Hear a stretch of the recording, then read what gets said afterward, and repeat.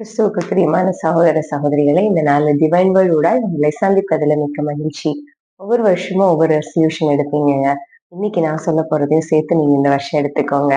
நிறைய பேருக்கு கோபம், வைராக்கியம் இதெல்லாம் இருந்து யார்ட்டையும் பேசாமலாம் இருக்கிறோம். ஆனா ஆண்டவர் நம்மளை அழகா மன்னிச்சிருக்கிறாருங்க. எப்படி தெரியுமா?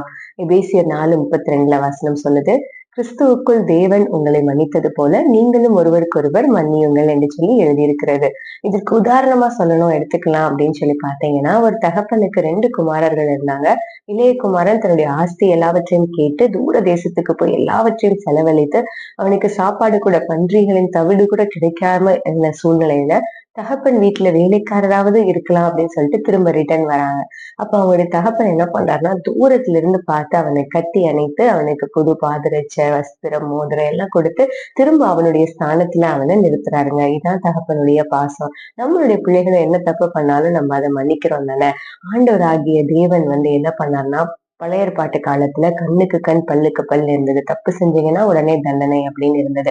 ஆனால் இயேசு கிறிஸ்து என்னைக்கு இந்த உலகத்துல அவர் மரித்தாரோ, அவருடைய இரத்தத்தினால நமக்கு பாவ மன்னிப்பாகிய மீட்பு உண்டாயிருக்கிறது. நம்மளை முழுமையாய் மன்னித்து விட்டாருங்க.